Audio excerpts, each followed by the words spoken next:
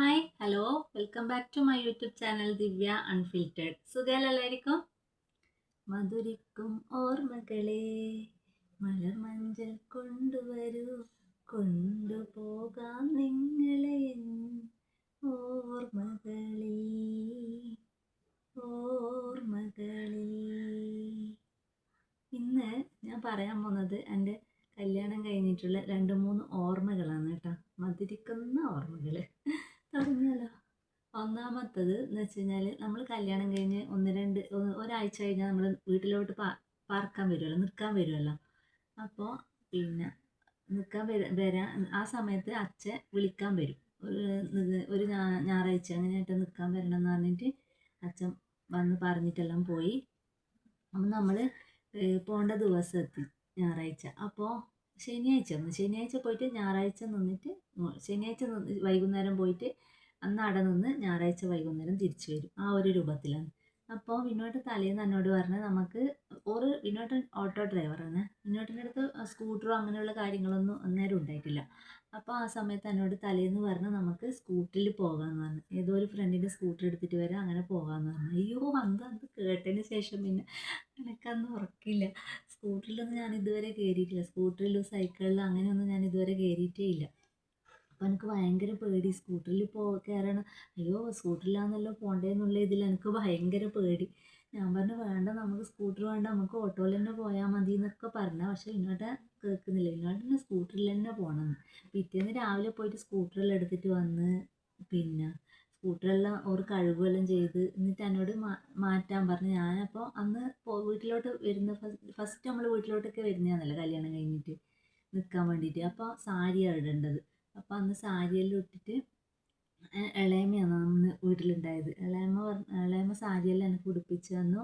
അങ്ങനെ നമ്മൾ കയറാൻ വേണ്ടിയിട്ട് ഞാൻ കയറുന്നില്ല. എനിക്ക് ഭയങ്കര പേടി സ്കൂട്ടറിൽ കയറാൻ. അയ്യോ, ഞാൻ കയറുകയില്ല, എനിക്ക് ഓട്ടോയിൽ പോയാൽ മതി എന്ന് പറഞ്ഞിട്ട് ഞാൻ വാശി പിടിക്കുന്നു.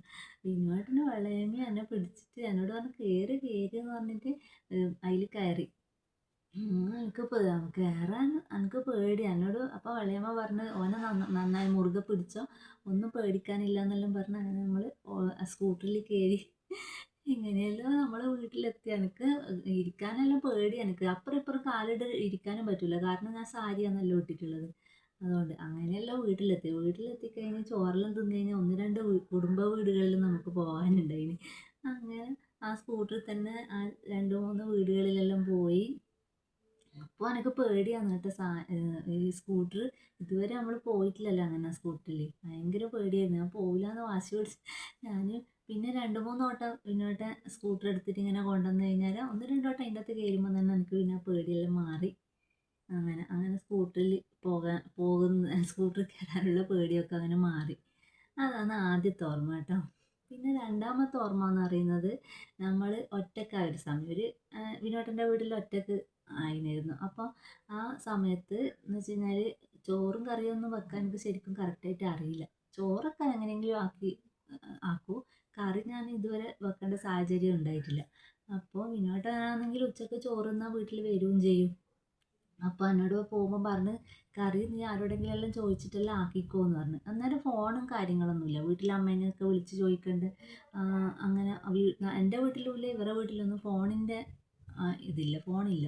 ഞാൻ തൊട്ടപ്പുറത്തെ വീട്ടിലെല്ലാം പോയി കറി വെക്കേണ്ട വിധമെല്ലാം ചോദിച്ച് അങ്ങനെ ഞാൻ കറിയെല്ലാം ആക്കി നല്ല ഇൻട്രസ്റ്റോടെ ഇരിക്കുന്നതാണ്. വിനുവേട്ടന് ചോറ് തിന്നാൻ വേണ്ടിയിട്ട് കാത്തു നിൽക്കുന്നതാണ്. അങ്ങനെ വിനുവേട്ടൻ ഉച്ചക്ക് ചോറ് തിന്നാൻ വന്ന് നമ്മൾ രണ്ടാളും ഒന്നിച്ചിരുന്നിട്ട് ചോറൊക്കെ തിന്നൂടെ. അപ്പോൾ അങ്ങനെ ചോറ് തിന്നാനെല്ലാം ഇരുന്ന് തിന്നുമ്പോൾ ഇടയ്ക്ക് എൻ്റെ മുഖം നോക്കുന്നുണ്ട് വിനുവേട്ടൻ. എന്താണെന്ന് ഒന്നും പറയില്ല, കുറ്റമായിട്ടൊന്നും പറയില്ല. എന്ത് കിട്ടിയാലും അവർ ആ സമയത്തെല്ലാം കഴിക്കുക. എന്നിട്ട് അപ്പോൾ ഞാനും തിന്നുന്നുണ്ട്. എനിക്ക് ഇതിൻ്റെ അകത്ത് എന്താണെന്നൊരു അന്തവും കുന്തവും ഇല്ലാതെ ഒരു കറി ഞാൻ വെച്ചത്. എന്താ ഇല്ലാത്തതെന്ന് എനിക്ക് തീരെ മനസ്സിലാകുന്നില്ല. പക്ഷേ വിനോദനെ ഒട്ടും തിരിയില്ല. വിനോദൻ ഒന്നും ഒരു ABCD എന്നോട് പറഞ്ഞിട്ടില്ല. ഞാൻ കൊടുത്ത ചോറെല്ലാം തിന്നിട്ട് തിന്നു കഴിഞ്ഞിട്ട് പോയി. ഞാനത് അവിടെ കുഴച്ചിട്ടിട്ട് എടുത്ത് കളഞ്ഞ്. അതിൻ്റെ പോയി കഴിഞ്ഞതിന് ശേഷം പിന്നെ തൊട്ടപ്പുറത്തെ വീട്ടിലെ ഒരു ചേച്ചി നമ്മളടുത്ത് TV കാണാൻ വരും, രാധേച്ചി. വന്നു കഴിഞ്ഞാൽ ഞാൻ ഈ കറി കാണിച്ചു കൊടുത്ത്. എന്താ നിൻ്റെ അകത്ത് ഇല്ലാത്തത് നോക്കി രാധേച്ചി എന്ന് പറഞ്ഞു. രാധേച്ചി വായിൽ വെച്ച് നോക്കിയപ്പോൾ എന്നോട് പറഞ്ഞു, അയ്യോ മോളെ, ഇതിൻ്റെ അകത്ത് ഉപ്പാന്ന് നീ ഇടാനി. അപ്പോൾ ഉപ്പാണ് അതിലില്ലാത്ത, എരിവാണ് ഇല്ലാത്തതെന്ന് എനിക്ക് മനസ്സിലാകുന്നില്ല, ഉപ്പിൻ്റെ ടേസ്റ്റാണ് ഇല്ലാത്തതെന്ന് എനിക്ക് തിരിയുന്നില്ല, ഒട്ടും തിരിയുന്നില്ല. അങ്ങനെ പക്ഷേ അവിനോട് പോകുന്നതിലിടയ്ക്ക് ഒരു വാക്ക് എന്നോട് ചോദിച്ചിരുന്നു, ദിവ്യ ഇതന്നെയാണോ രാത്രിയും ചോദിച്ചു. വേറെ ഒന്നും ഒരു കുറ്റവും പറഞ്ഞിട്ടില്ല കേട്ടാ. പിന്നെ ഞാൻ കൊടുത്ത ചോറെല്ലാം തിന്നിട്ടുമാണ് പോയത്. ഓക്കെ, ഒന്നും പറഞ്ഞിട്ടില്ല. എന്നിട്ട് ഞാൻ പിന്നെ ഉപ്പെല്ലാം ഇട്ട് കഴിഞ്ഞാലും കുറച്ച് കറക്റ്റായി കറിക്കൊരു എന്തോ ഒരു ടേസ്റ്റ് വന്ന പോലെ ആയി. അങ്ങനെ അതാണ് രണ്ടാമത്തെ ഓർമ്മ. മൂന്നാമത്തെ ഓർമ്മ എന്ന് പറഞ്ഞു കഴിഞ്ഞാൽ മോളെ ഡെലിവറിയുടെ സമയത്താണ്. മോളെ ഡെലിവറീൻ്റെ സമയം എന്ന് പറയുന്നത് ഒരു ഓണത്തിൻ്റെ എല്ലാം, ഓണം കഴിഞ്ഞിട്ട് ഒരു ആഗസ്റ്റ് മാസമാണ് ഓണം, ആ സമയത്ത് ഓണം വരുന്നത്. അപ്പോൾ സെപ്റ്റംബർ പകുതി അങ്ങനെയാകുമ്പോഴാണ് ഡേറ്റ് ഉള്ളത് ഈ സ്കാനിങ് റിപ്പോർട്ടിൽ. അപ്പോൾ ആഗസ്റ്റ് ഒരു ദിവസം ചെറിയ ഓണത്തിൻ്റെ തലേന്ന് മുതലേ എനിക്കൊരു അസ്വസ്ഥത, വൈകുന്നേരം മുതൽ എനിക്കൊരു അസ്വസ്ഥത, വയറുവേദന പോലെയൊക്കെ. പക്ഷെ ഞാനത് പറയുന്നില്ല അമ്മേനോട്. പിന്നെ രാത്രി ഒരു 7 മണിയെല്ലാം ആകുമ്പോൾ വീണ്ടും എനിക്ക് നല്ല വേദനയും അതുപോലെ ബ്ലഡെല്ലാം പോകാൻ തുടങ്ങി. അന്നേരം ഞാൻ പിന്നെ അമ്മേനോട് പറഞ്ഞു കഴിഞ്ഞാൽ അമ്മ വേഗം വിനുവേട്ടനെയൊക്കെ വിളിച്ച്, വിനുവേട്ടൻ വന്ന്, വിനുവേട്ടൻ ഓട്ടോ എടുത്തിട്ട് ഓറും പെങ്ങളും ഭർത്താവും എല്ലാം വന്നു. പിന്നെ എൻ്റെ വീട്ടിൽ നിന്ന് അതുപോലെ അമ്മയെ ഉണ്ടായിട്ടുള്ള അച്ഛൻ അന്നേരം വാച്ച്മാൻ്റെ പണിക്ക് പോകുന്നത്, വൈകുന്നേരം ആകുമ്പോൾ അച്ഛൻ പോവും. പിന്നെ എൻ്റെ 2 അനിയത്തിമാരല്ലേ, പിന്നെ തൊട്ടപ്പുറത്തെ നമ്മളെ വീട്ടിൽ നിന്ന് 1-2 ആൾക്കാർ വന്നിട്ടുണ്ടായിരുന്നു. അപ്പോൾ വിനുവേട്ടൻ്റെ ഓട്ടോയിലും പിന്നെ അടുത്തൊരു വേറൊരാൾ കാറും അങ്ങനെയൊക്കെ പിടിച്ചിട്ടാണ് നമ്മൾ ഹോസ്പിറ്റലിലേക്ക് പോകുന്നത്. ഹോസ്പിറ്റലിൽ പോയി എന്നെ വീൽ ചെയറിൽ ഇരുത്തി ഇതിൻ്റെ ഉള്ളിൽ ഒരു ഗ്രില്ല് പോലത്തെ ഉള്ളിൽ കൊണ്ടുവന്നതാണ്. ഞാൻ വിചാരിച്ചത് ലേബർ റൂമാണ്, അതപ്പോൾ എന്താണെന്നറിയാം. ഈ മാസം നമ്മൾ ചെക്കപ്പിന് പോകുമ്പോൾ പിന്നെ മാസം കഴിയുമ്പോൾ പിന്നെ നമ്മൾ ഡേറ്റ് എടുക്കും തോറും 2 ആഴ്ച കൂടുമ്പോൾ ആഴ്ചക്ക് അങ്ങനെയെല്ലാം നമ്മൾ ചെക്കപ്പിന് പോകുമല്ലോ. പക്ഷേ ഇന്ന് വരെ എനിക്ക് ലിഫ്റ്റിൽ കയറേണ്ട ഇത് വന്നിട്ടില്ല. ഹോസ്പിറ്റലിൽ താഴെ OPയിൽ കാണിച്ചിട്ട് അങ്ങനെ ഡോക്ടറെ കാണിച്ചിട്ട് പോകുന്നതല്ലാണ്ട് ഇതുവരെ ലിഫ്റ്റിൽ കയറേണ്ട വന്നിട്ടില്ല. എൻ്റെ ജീവിതത്തിൽ ഇതുവരെ ലിഫ്റ്റ് എന്ന് പറയുന്ന സ്ഥലത്ത് കണ്ടിട്ടുമില്ല. എന്നിട്ട് അപ്പോൾ എന്നെ അതിൻ്റെ ഉള്ളിലേക്ക് കയറ്റി.